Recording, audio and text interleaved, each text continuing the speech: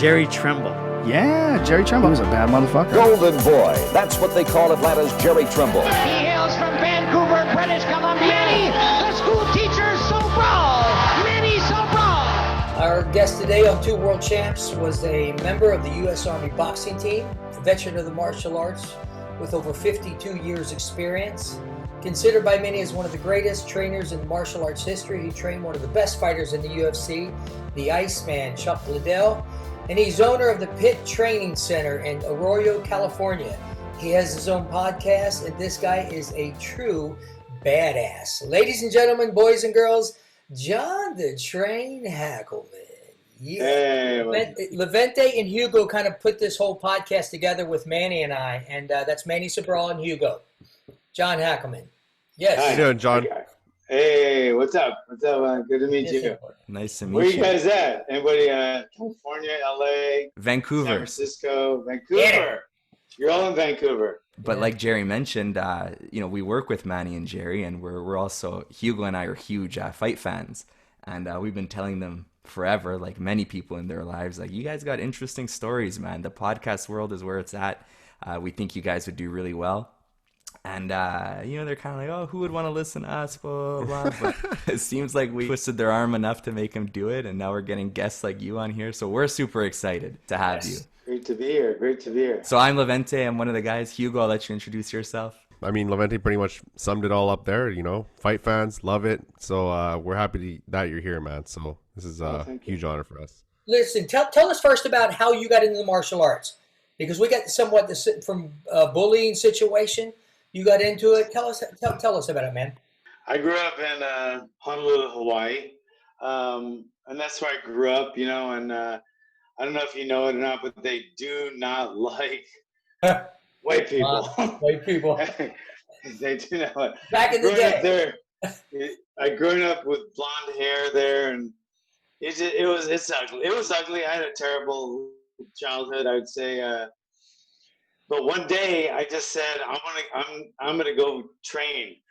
My parents didn't have much to do with it. I just looked in the yellow pages, and I saw the coolest logo, and I called it. And then I caught the bus there at about 10 years old.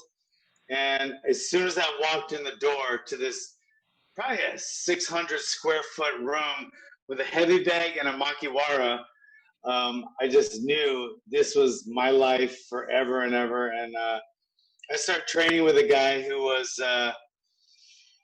he just got out of prison. And to be honest, he went back a couple times while I was training with him. He had a really rough reputation. His name was Walter Godin. But he was my instructor, and I was with him from that day until the day he died in 2001. And this was 1970, so I was with him for 31 years.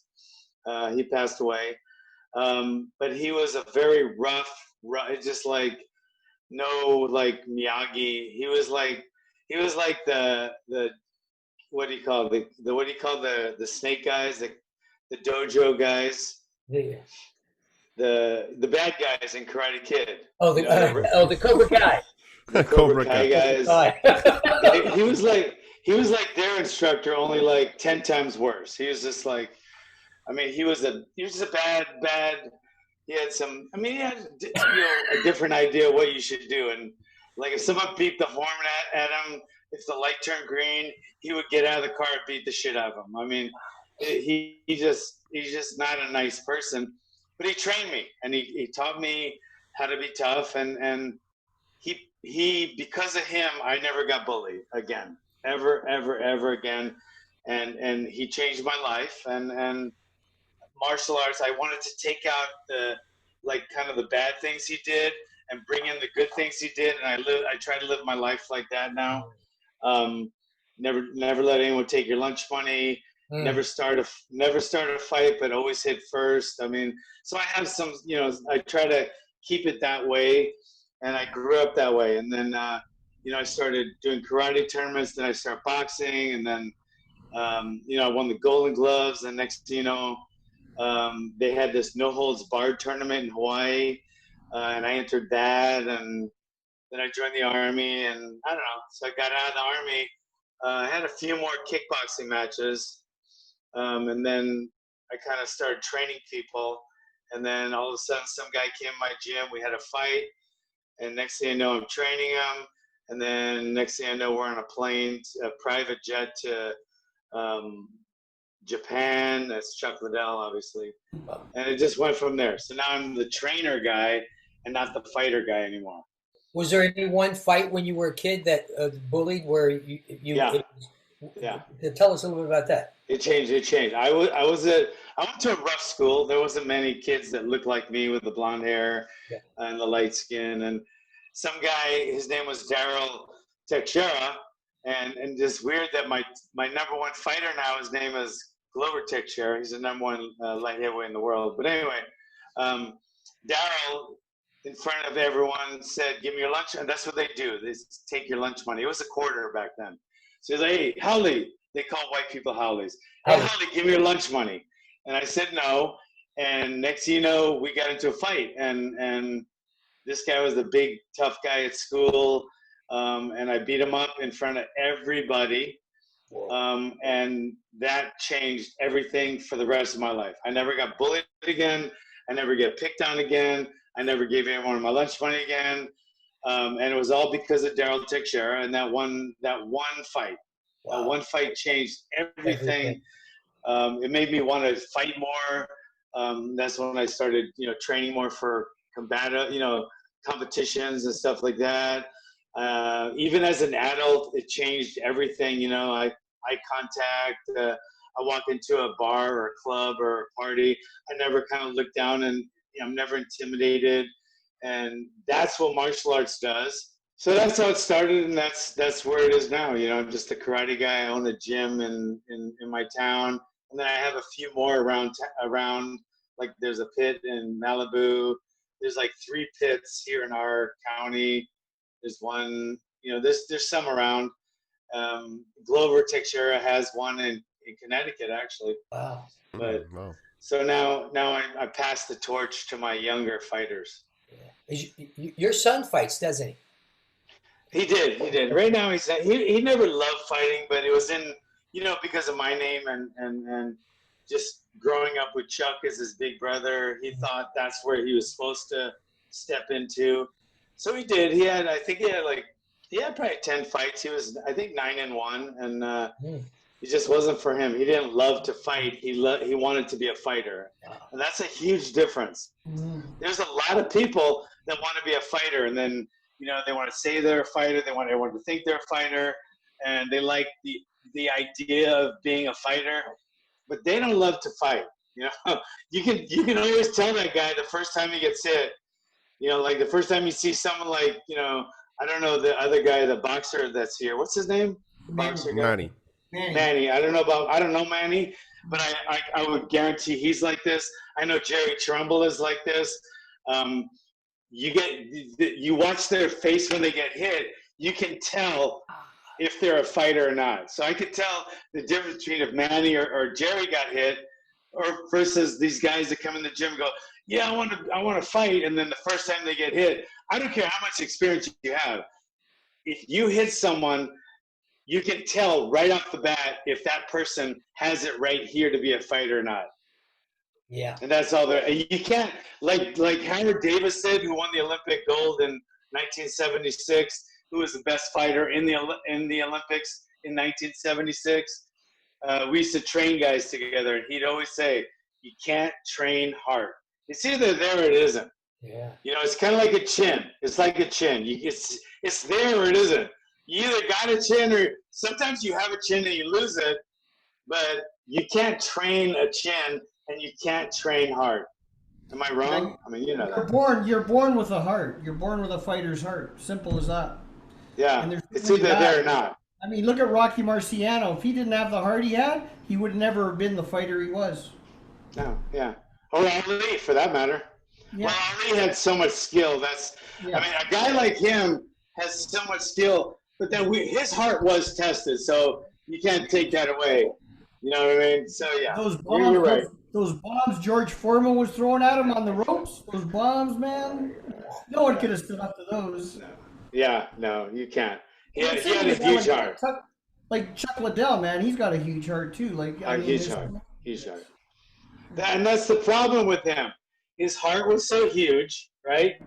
And then he had a great chin to go along with it. But then when he lost it, but then he lost his chin, and his heart didn't go anywhere, so he couldn't adapt and become a boxer, takedown guy. He couldn't change. Like, we tried to change him towards the end, but he didn't want it. He said, if I'm gonna fight, I'm gonna go out on my shield. I'm not gonna box around. I'm not gonna take people down. I'm gonna slug. And even though he knew his chin was waning and it was leaving him, he wanted to go out with like a warrior, and that's what he did. You know, you can lose a chin, but you're not going to lose your heart. And it happens so much with a lot of fighters, because Sugar Ray Leonard's last fight, he had a great chin. Sugar Ray Leonard did, and who knocks him out in his last fight? Hector Camacho, who can't punch, he can't break an egg. But Leonard's chin was gone by that time, right? So I think another thing that went with Sugar Ray was Sugar Ray Leonard.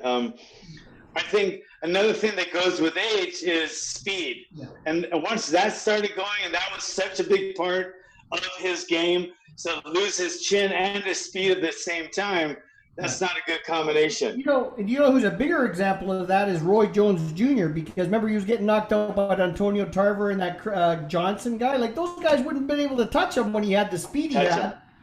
Because that's what he had, and he had unbelievable speed. Yeah. I sparred with Roy Jones at the '88 Olympics before the Olympic Games. Roy Jones and I sparred 3 rounds before, because I never boxed on the first day. He never boxed the first day. We were just at the training center, and we sparred together. And that guy is one fast mother. But he's got such great waist movement, eh? Like, that waist movement on that guy is just unbelievable. He can pull punches, slip side, like, it's all from the waist, right? And he looked pretty good in this last melee with Tyson. I know it wasn't a real fight, but I honestly think both of them, for over 50 years old, I think they look phenomenal. Awesome. I loved it. I loved to watch that. That was like, watching that was like, these guys, they might not be competitive in fighting right now, but they just showed these fucking guys. I loved watching that exhibition or whatever it was. It's entertainment, right? Entertainment.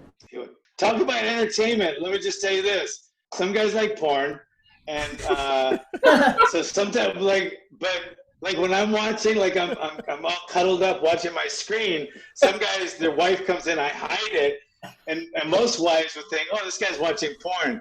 And my wife, I'm either watching pop locking, I'm watching a video on guns, knives, or Jerry Trimble's highlight video.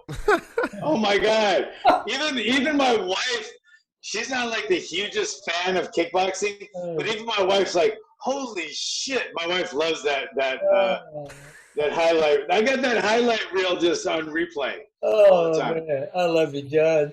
How did Jerry get on your radar, John? Did you know him from before, or did you just find him on YouTube? No, I've heard about him before. I think he's a couple years older than me. I think he was in one. How old are you? I'm 59.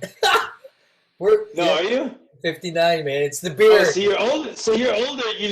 You fought ahead of me then. Okay, so because you fought before me. You're how old are you? You're 61, right? Yeah, but you fought. I fought 79 when I started fighting. 79. Okay. So you were like a year or two before I turned pro. Oh, okay. You fought at the Jet Center, didn't you? I fought at the Jet Center, but I first fought at Hawaii. Then after I got out of the Army, I moved to LA to become I thought I'd try my hand at fighting, and I didn't want to do it in Hawaii because Hawaii was there just wasn't that much going on. So I moved to LA, and then I started boxing at Muhammad Ali's boxing gym for a while. And then I actually got a thanks. All right, love you. I actually got a suspension for shooting my knuckles with Novocaine because I had a broken hand. Somebody found out. I got suspended. The commission wasn't over kickboxing, but it was over boxing. So I was allowed to kickbox. So Sugarfoot Peter Cunningham was my roommate at the time. He was like, hey, why don't we try kickboxing? Try that while you're suspended. I was like, all right. So I really liked it, and I got world rated pretty quick, and so I stuck with that for a while, and then I did both for a little while. Then I just went to kickboxing, and I did that till I retired. Pete Cunningham's badass, man. Oh my God, I love that guy. Yeah, he was my roommate for a few years, and we fought together. We fought in Canada together. And then he was from Edmonton. He's from Edmonton. He's from Edmonton. Yeah. I sparred with him too. You sparred with Cunningham as well, yeah. Oh wow, yes, love Cunningham. He tried boxing, but so much of his game was his kicks. Yeah. It just didn't work out. Even with his speed and his fast hands, he relied so much on his kicking. The boxing thing didn't really work out for him. Kind of like there's been a few guys like that. Yeah. Wow. My God. What do you think of Stephen Wonderboy Thompson? Oh, I think him and Lyoto Machida, I think, are the two best representatives of karate in the UFC ever. I don't know which one. I don't know which one's better. I think maybe Lyoto at this point, maybe a little better. Steven is a little more, he had more flashy stuff. Yeah. But I think Lyoto, just a little more old school, traditional Shotokan background, and that reverse punch was brutal, and so were his kicks, obviously. So I think those two guys, Stephen Wonderboy Thompson is phenomenal. Yeah. He's just his attitude and his skills and his it's an honor to have him, because I'm known in the MMA world, and then it's an honor to have him as a karate guy, because that's my that's with my first thing. Yeah. But yeah, and then let me just finish with so I guess maybe I thought you were older because you went a little bit higher on the rankings than I did. but in kickboxing, he was higher level. Jerry Trimble. You guys did John Hackleman, and yeah, I'm a trainer. I did, but I never made it to like Jerry.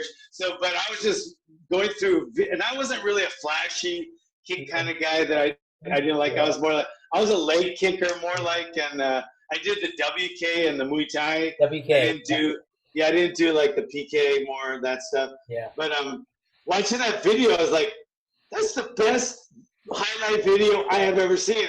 So I showed it to everyone, including Joe Rogan. Joe Rogan loved it too. But it's my favorite highlight to date. Even though we have one of the, it's like not really mine, but he's my grandson. Alex Ferreira, the best kickboxer in the world today. Mm-hmm. So he's the one that's beat. He's the one that knocked out Israel Asanja. Oh, right. Yeah, in kickboxing, he knocked him out in kickboxing, and he's the Glory two-weight champion, 205 pounds and 185. But he's one of our guys now. Oh, because he trains in Connecticut with Glover, so he fights under. That's basically under my. The pit. I mean, this guy is fucking killer, badass, and he has a good video, he has a good highlight video too that Joe Rogan was playing and shit. And I love him. He's like you say, he's my guy, and he trains with. He's actually coming out next month to help me test some of my guys for black belt. But even with that, Jerry Trimble is still my favorite highlight reel ever. MMA, boxing, or kickboxing, all of it together, that one's my favorite. Oh, I love you, John. So Jerry does professional speaking to you. Yeah. And that's how I was introduced to him. I was like 15 years old and grew up in a rough part of town, and they sit us down, and this guy comes in, and I was like, holy cow. Like, then they show, a lot of that highlight video. And it got me hooked, right? Like a lot of kids are like, oh, that guy's badass, right? And it has a powerful effect having both Jerry and Manny working with the kids, right? It keeps them unbelievable engaged, and the tough kids don't feel so tough when they're in their presence. Yeah, and they become tougher because of it. because martial artists are the most humble people in the world, because we know that we can't fucking act stupid because someone will punch us in the face, right? You can act stupid as you want in the street, and most people nowadays in our soft society know nobody's gonna hit them. They can type whatever they want on the internet, or even other sports like basketball. They can whatever. Yeah. But if you can't do that, because we're exposed in martial arts, right? And when I say martial arts, I'm also talking about boxing, kickboxing, all the fighting art. Any kind of fighting art. You can't talk shit anymore, because even in wrestling, you talk too much shit, someone's gonna slam you onto your head. Somebody talks too much in boxing, somebody's gonna bop you in your head, and that goes with all of it. So I think that the way to make an alpha male out of a kid is martial arts, and the way to turn a beta male, which there's so many of them in California. Oh my God. The way to turn a beta male into an alpha male is martial arts. So, I mean, there's no other way. What are you going to do? You know what I mean? I mean, we need martial arts, and we need people like leaders like these two guys teaching the kids. Who else is going to teach them? A bunch of soft beta males? Not going to happen. It's interesting you say that, John, because me and Hugo grew up together, and I remember being, 11 years old, and we're out at the local skate park, and me and Hugo, we were friends, so we'd kind of diss each other, whatever. That's just the culture we grew up in. And there was this random kid that I didn't know, who's dead now, unfortunately, but that's the kind of neighborhood it was, or is. And I said something to him, who knows what it was, he didn't like, and he slapped me in the face in front of everybody. I'm 11 years old, right? And he's like, hey, you don't say stuff like that to me. And I was kind of stunned. I was like, whoa, where'd that come from? I never expected a reaction like that. Fast forward, 20 years, I'm a teacher now for the school board. And I remember being in teacher school with some dudes, and the way they would talk to people and treat people, in my head, I'm just like, you've never been slapped or punched in the face. You could just tell it with some people, right? And then these are the people that are going to go on and teach our future generations. So I think what you're saying is so valid with martial arts, is the best way to teach those principles. Yeah, nobody should teach anyone, or nobody should lead anyone, or a man shouldn't even be allowed to be a fucking man unless he's been slapped in the face, punched in the face, punched someone else in the face, or something. I mean, you just can't. It's like, sometimes I'm at my gym and I'm watching these guys hit a bag. I go up to them, I go, have you never been in a fight? How old are you? You've never been in a fight in your life? I mean, you can just tell. It's like, I never played professional basketball, but I know how to throw a basketball or dribble a basketball. It's like, but some people just don't even know how to. They're just like, it's scary, and it makes me angry, and it makes me laugh at the same time. I don't know if it makes me more pissed off or more or if it's more funny. I don't know. I think they should have. It should be a prerequisite in schools to have a martial art or a boxing program, a self-defense program, building self-defense, self-esteem in all schools. I totally agree with that. Chuck Norris tried to do something with that. It was like an after-school program, and it didn't work out. But I think all schools should have that. They should. Self-defense class. But they'd rather do home ec and learn like fucking like stupid English lit stuff, or stuff that they'll never ever use again. Calculus, it's like So anyway, it's annoying. But that's why I love teaching martial arts now. I mean, I have a fight team, and that's my hobby, and I don't really love doing that like I love teaching the martial arts. We have a school, we have a 10,000 square foot school. It's the biggest one in our county, and we have like a lot of kids from age 3 on up. And when I'm there, I'm just like, I keep telling the parents, I don't want anyone to ever take their lunch money. I want these kids to never be bullies, but never be bullied. And that's my mission in life. And for the adults, I want every fucking man out there to be a man. Walk around like a fucking man. Make eye contact with everybody. Say, hey, what's up to the toughest guy in the club or in the bar or whatever. And don't fucking look down and bow down to anyone, avert your gaze and shit like that, like a little beta male. Don't ever do that. And when you're a bitch like that, can I say bitch? Is this bad? Yeah, say whatever. Okay. Because if you act like a bitch like that in front of your wife, and you get your ass whipped because you don't know how to fight, you start hitting like that. She's not gonna. You're gonna end up in a nursing home in a coma. She's not gonna wait for you. She's not gonna wait for you. You think your wife's gonna come over there and wait till you get better and turn you every couple hours? She'll wait probably a day or two, and then she'll be at the neighbor's house. So you need to learn how to defend yourself. You need to learn how to be a man as a boy. And I just think that's so important. I did it kind of a bad way, kind of the long, I took the long road.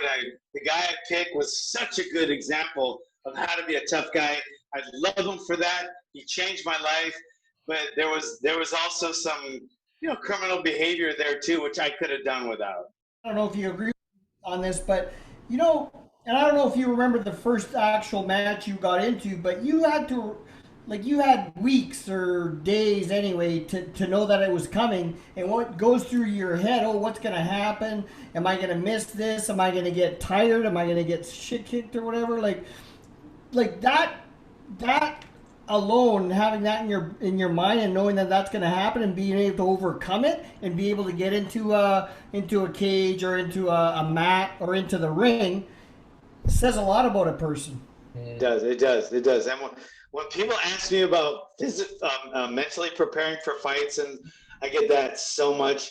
And in the street, like my first fight was in the street. I remember getting, I punched in the head. I remember getting, bitch slapped in the head, which is like a local that hit you with this part of the palm, right to the right to your temple. And I remember 11 years old, some guy was stealing my bike, big local guy, and I was like, hey, that's my bike, and he just hit me so hard. And I remember seeing stars and just rushing him, and I was crying. I was trying to get my hands on him. We became best friends. He ended up shooting a cop and dying in prison. But my point was that his name was Melvin Kumakau.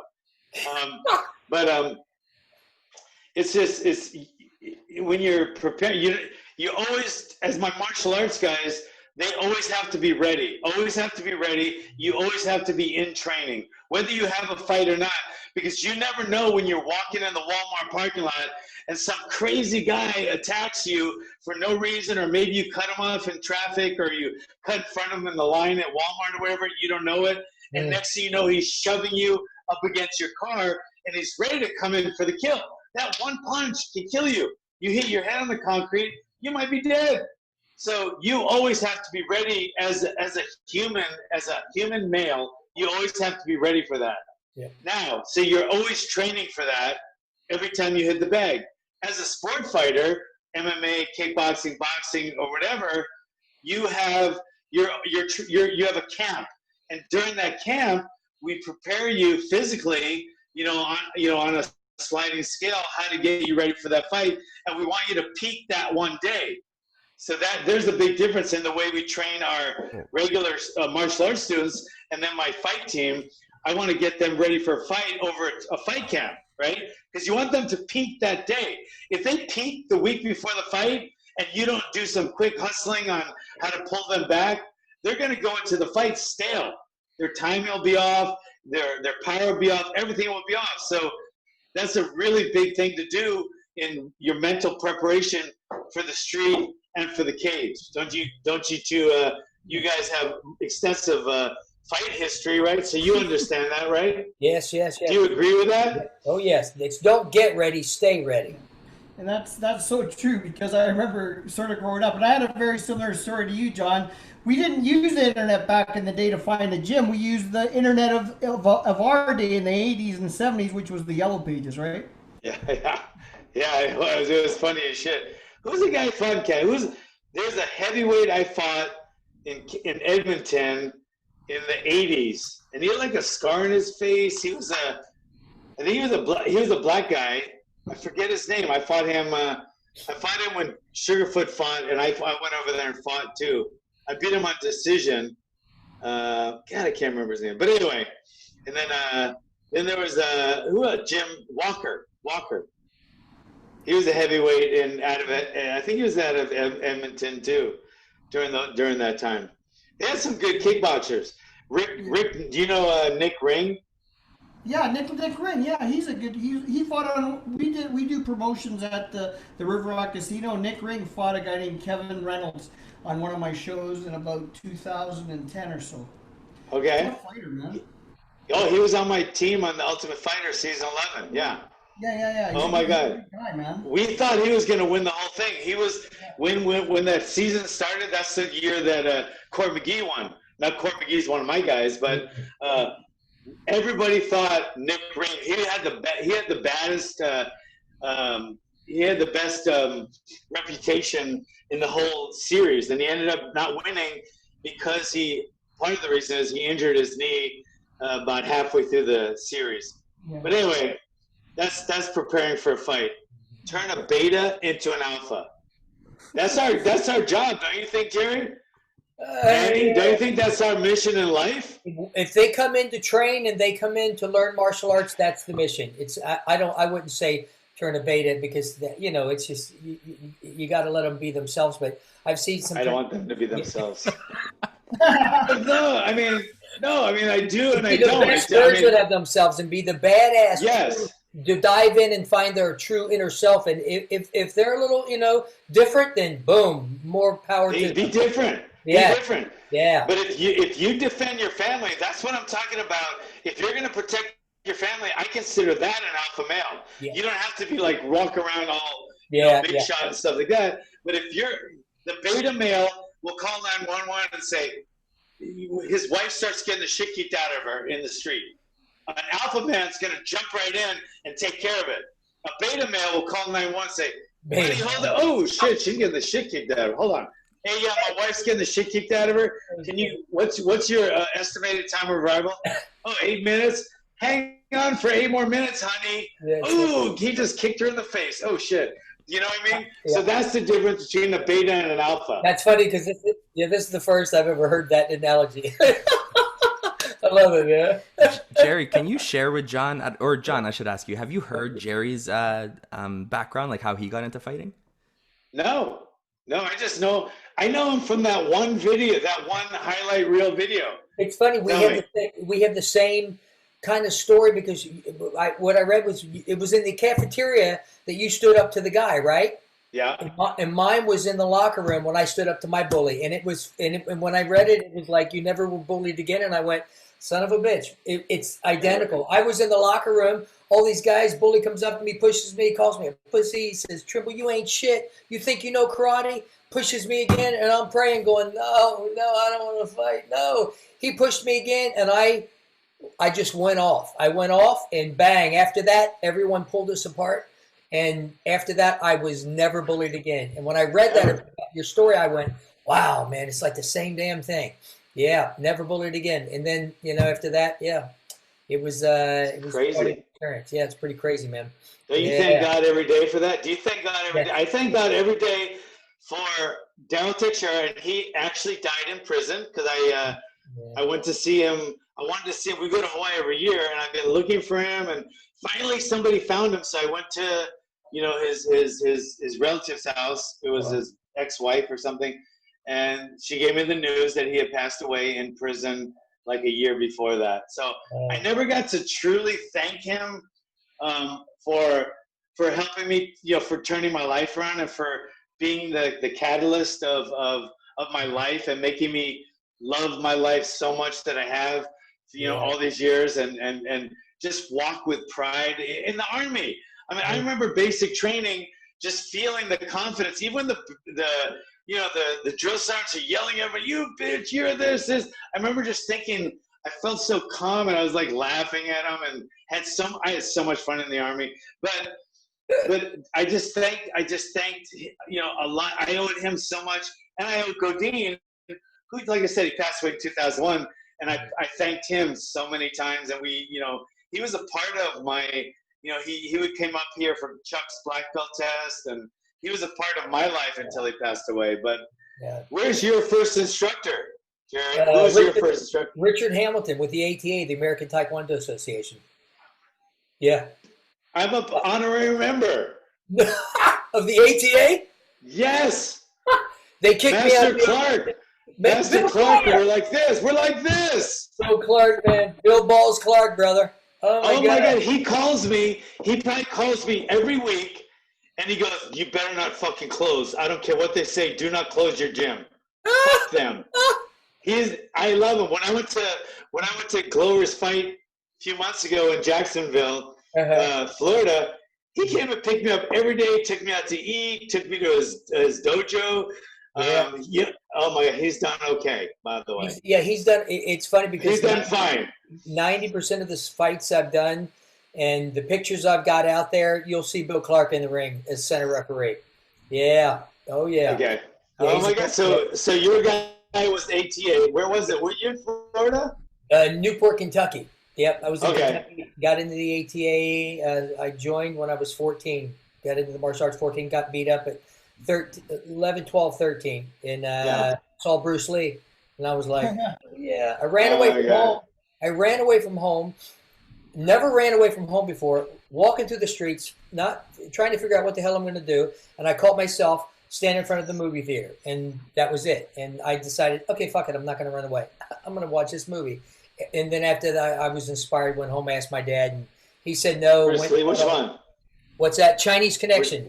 Fist of Fury. Yeah. That's because my Bruce Lee, and probably the same with Manny, my Bruce Lee, favorite Bruce Lee movie was Rocky. I mean, the same era, it did the same thing to me. Watching Rocky did that to me, because I was already, and I fought a guy who looked like Mr. T. His name was Charlie Archie. I don't know, you ever hear Charlie Archie? That was at the Jet Center, wasn't it? I fought him 3 times, and it was a brutal fight the first time. I gave up 33 pounds to him, and then I fought him again in Hawaii, and I stopped him, and then I fought him again in California and stopped him. But so that was like my Rocky 3 story. Yeah. So you start training there. Where did you start training, Manny? I started training at a gym called the Inner City Gym, which I don't know if when you were in Vancouver, if you walked by the skids. Did you walk by the skids like near Maine and Hastings, like where people are shooting up drugs and stuff? Do you remember doing that? The hotel was not far from there, and we did. Was that by Chinatown? Yeah, right by Chinatown. Yeah. Okay, so we walked there. Yeah. Well, there was a gym. The gym that I started at is now the safe injection site, because here in Vancouver they have a site where you can go and get free needles and stuff, so you don't get AIDS and everything else. But where I started boxing at the Inner City Gym is now the safe injection site. Yeah, it's crazy. That's how I started. And again, it was through the yellow pages. I just took a bus there. Hey, John, I want to ask you, how many years were you in the military? 3. What years? 3. What years? In the 80s? No, it was I think it was 79 to 82, or it was like 79 to 82-ish. I joined when they took the hostages from Iran. Remember the Iran hostage thing? Yeah. So I thought I was going to go. I thought I had no choice. So I was like, fuck, I might as well join. And my dad was in the infantry. So I was like, he was like, you got to go in the infantry. I was like, those are the guys that get shot at the most. He goes, you have to go in the infantry. So I was whatever. So I joined, and I did the infantry, and then I get my duty station, and it's like they gave the hostages back. So I was like, oh shit! So I'm in the infantry, and I got fucking 2+ years left. So I went to my first sergeant, who happened. This is how God works. Let me tell you. I go to my first sergeant, and he happened to be from Hawaii, where I'm from. Wow. So when I went in, I go, hey, first sergeant, you know what? How do I get out of this thing? Because I know I'm supposed to be in for 3 years, but they gave the hostages back. You don't really need me anymore. Can I just get out? And after he was done laughing for like a half hour, he just goes, you're John Hackleman? I go, yeah. He goes, you won the Golden Gloves last year. I go, yeah. He goes, box for the Army. And I was like, what does that mean? He goes, well, the Army has its own team. I go, really? And he goes, yeah. I go, all right, how do I join it? He goes, well, you have to try out for it. I was like, okay, how do I do that? So this is how lucky I am. Wow. He facilitated me on the phone, and he doesn't know anything about boxing, but he got me to how I could try out for the team. So they had to TDY me over to Kentucky, or I don't know if it's Kentucky or Tennessee. It's Fort Campbell. Fort Campbell, Kentucky. So I went to Fort Campbell and I tried out for the team and I made it. And I was like, fuck, I couldn't believe the way that worked out. And that's all I had to do for the rest of my time. And then when my time was up, I decided that, you know, I should try to get out and make a go at it and see what happens. And so that's what happened there. It's funny, one of my favorite fighters of all time did the military thing too, Merciless Ray Mercer, because he was at the 88 Olympics as well. And that guy, he was a military champion as well. And man, could that guy fight, man. Yes, he could. He was a solid, he was a heavyweight. Yeah. And he was built like a freaking tank, wasn't he? Yeah, he was a tank. Yeah. Didn't he knock out Tim Sylvia? Was that him who fought him? Was that the one? It could have been. Yeah. Yeah, I think you're right. You're right. He fought an MMA fight. He knocked out Tim Sylvia. I completely forgot about that. Yeah. And then came James Toney, and he fought Randy Couture. He fought Randy Couture. James Toney came in at 300 pounds, like 100 pounds over his weight. Oh. Yeah. What do you feel about the landscape in UFC and MMA right now? Who do you like as fighters right now? Curious to know. Well, obviously, my favorite fighter is the #1 light heavyweight in the world, Glover Teixeira. Okay, nice. Happens to be our guy. But then I love these guys so much because they're true martial arts. You know, you see some shit here and there. Some guys try to sell. Some guys are trying to make money so they can retire, you know, well off. And some guys do it because they're truly douchebags. But the majority of the MMA fighters are true martial artists, and they're respectful, and they're honest, and they're humble, and it's being around them. You like if you go to the Super Show. You ever been to the Super Show, Jerry? No. Okay, so like Century puts on this huge martial arts exhibition every year, and it's the biggest. It's usually at the MGM or one of those hotels, and it's different booths and then different classes. Yes. Back in the '80s, I did a Super Show. Okay. Yeah, back in the '80s. Well, that's a long time.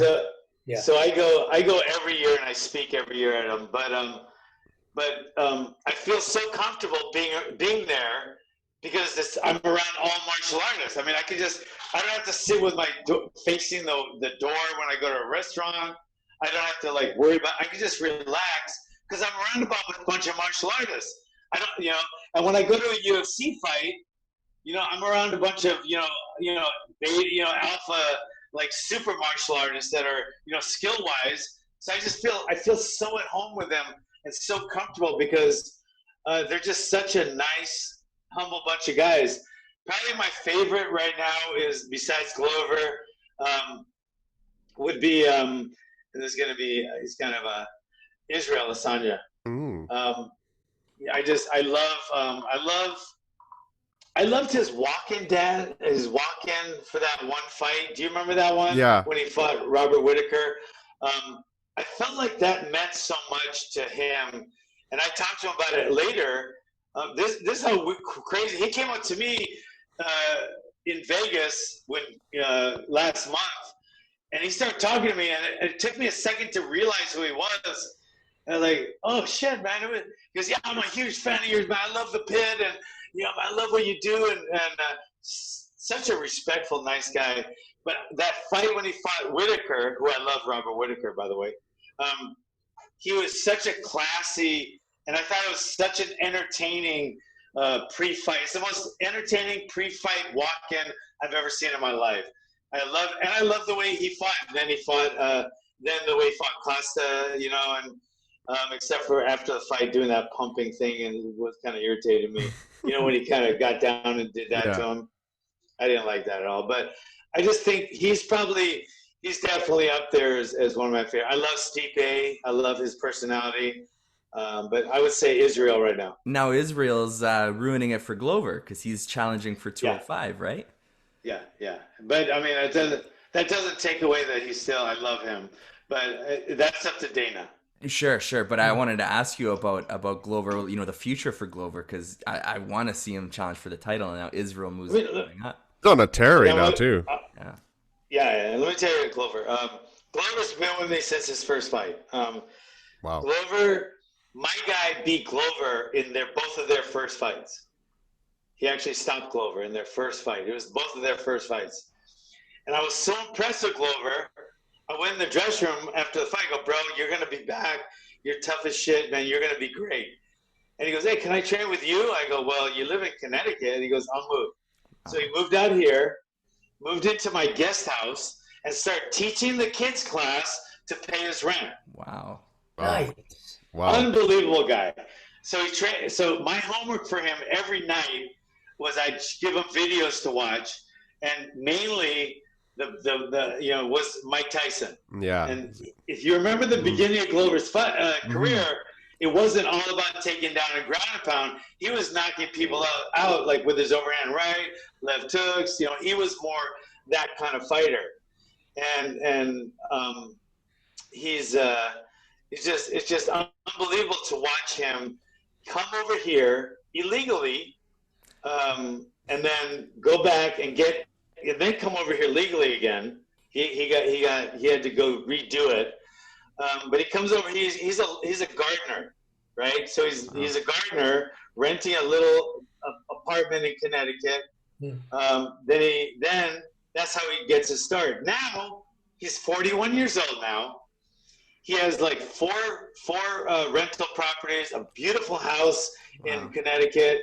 He has a beautiful gym in Connecticut where he's teaching kids and adults, and his life, he's set. He lives the way he lives now. He'll be able to do that the rest of his life.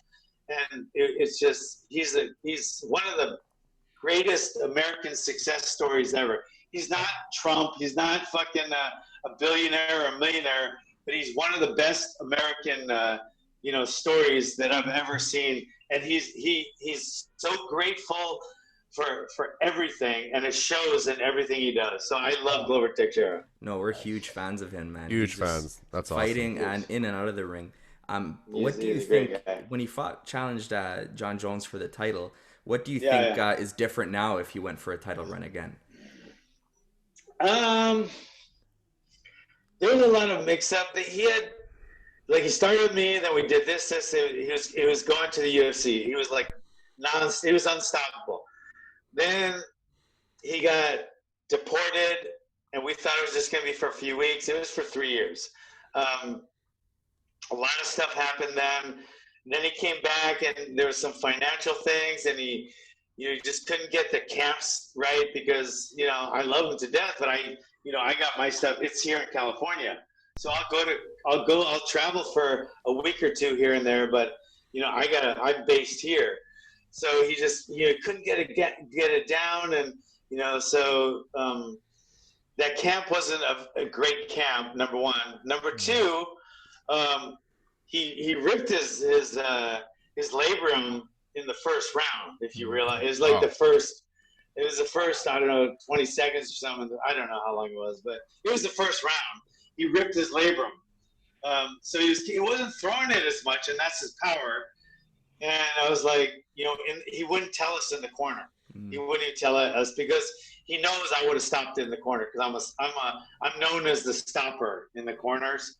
And Big John McCarthy knows it. All the referees know it. They don't ever have to stop a fight if I'm in the corner because I'm like a baby. I'm like, oh, it hurts. Stop the fight, But so he didn't tell us. So he fought with a rib labrum, and he fought John Jones. So, I mean, that kind of had something to do with it as well. So I think we put all those things together, kind of a faulty camp, a torn labrum, and now you're fighting John Jones. I mean, just the last of those three, that'll defeat 99% of all the other light heavyweights that ever lived, right? Mm-hmm. So, I think right now he's in a different place in his fights. There's more. He's changed his strategies for a lot of reasons, and I think it's working really well for him.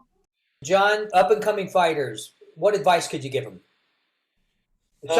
Someone that's thinking of now. For me, this, which is really weird. I mean, I've had parents come up to me going, "Listen, my son wants to get into the UFC. He wants to fight," and I went, "Why? This is you got to take care of. This is our number one most valuable asset. So if someone wants to fight and there's no way of talking them out of it, what's the best advice you can give them? If somebody's thinking about getting into fighting." And I do try to talk everyone out of it, by the way. I try to talk just because of the brain and the, it's just. I hate being a fight trainer just more than anything in the world. Really? Just hate it. Yeah, to the passion. Everybody knows it. They know. Glover's like, "I know you hate it, coach, but come on, just a couple more fights." But I hate it because I hate to see my guys getting hurt. I just hate it more than anything. And my second thing I hate is to see my fighters hurting another martial artist. Wow. When Glover fought Anthony Smith that last, we were like, "No, stop, just choke him," but he couldn't because Anthony Smith is so good. That fight hurt us. I actually had Anthony Smith on my podcast the next week, and I just love all the guys. I hate to see anyone getting hurt. But anyway, with that said, the best advice I would give them is if there was a martial arts gym, that's always the best thing, a martial arts gym. If it's broken up, like if you broke it up into wrestling, kickboxing, and jiu-jitsu, right? And then conditioning's over here, if you had to do one first, I'll say wrestling first. Always wrestling first. And then striking and jiu-jitsu, those could be at the same time, or it doesn't matter which is first or second. But I think if you could only pick one to start with, not to end with, because wrestling's the most boring of all of them. But if you only could pick one to get started to build up an MMA pedigree or strategy or skills, the first one that I would pick, if I had a choice, it would always be wrestling. Great advice. Anything else, John? Any last words before you go? No, I just want to say I love being here. I'm honored to be with my one of my mentors, even though he's younger than me, bastard. I love you, John. And hey, John, I got an idea for you, man. We got to talk. Okay, what?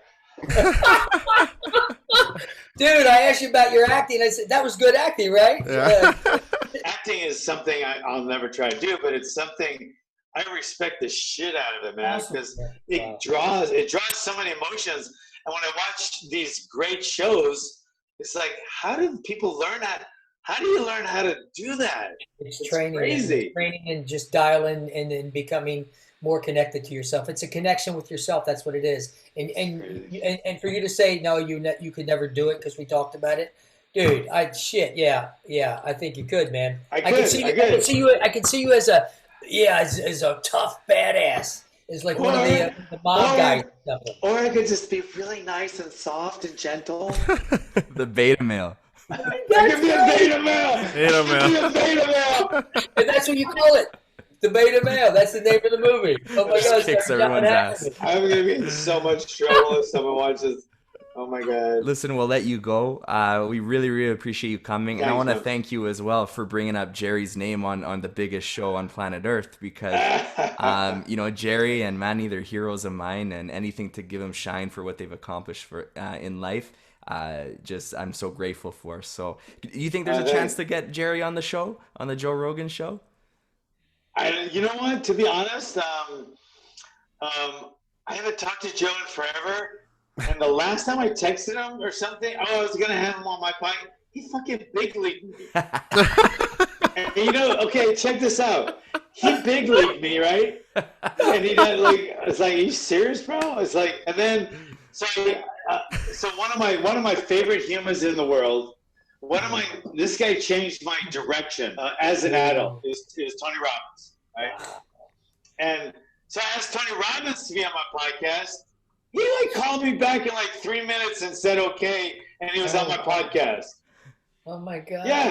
Yeah. But Joe Rogan was big league me. I love Joe, but so I don't even get in touch with him. But Tony Robbins is he's a phenomenal human being, man. Wow. He invited me to his house once, and it changed that conversation I had with him. He talked to me for like an hour and a half, and I was having some problems, and it just like it went like this. I drove away from his house and I never looked back. Those problems, they were eating away at me for this amount of time. He talked to me for like an hour and a half solo. I can't imagine what that bill would have been. But he talked to me for like an hour and a half, and I drove away from there. And it was just like, one of the things was fighting. I have such a bad taste in my mouth about fighting and my upbringing and the way I grew up and just so many things getting picked on. And then training fighters now. I hate fighting. Hate seeing them get hurt.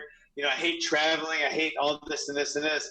And he looked at me and goes, John, quit acting like a fucking bitch. Let me tell you what you're going to do. And it was like, and he has his hand on my chest, which is like this big.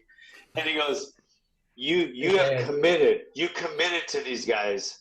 Now you fucking owe them. You're not going to quit on them. When they all quit, you don't have any more fighters, that you don't have to be a trainer anymore.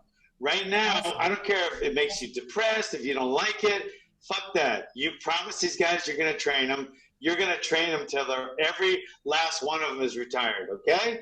I was like, all righty then. I guess I made up my mind. So, wow. So that's good. Well, listen, we'd love to talk to you more, but you got to run. Thanks so much again, and best luck to Glover. Love you Thank too, you. brother. Thank We're you. going to keep in touch, brother. If you guys need anything, let me know. And I'm in touch with Jerry, but Manny and which is it, Levente, yes. Levente and Hugo. Levente and Hugo. Hit me up on like Instagram. I'm pit_master, and give me your info and stuff so I can stay in touch with you. All right? Absolutely, Thanks, man. Thanks so much. Absolutely.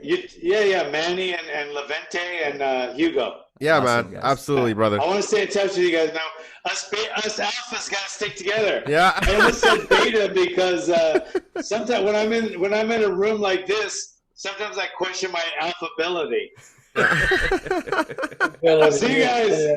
Take care, Thanks, brother. guys. See you guys. Bye-bye. See ya. Have a good one, brother. Oh, man, that was fun. Hey, That was guys. awesome. Oh, my God, that's crazy. All right, guys, that's a wrap. I'm Jerry Trimble. I'm Manny Sobral. And that's 2 world champs.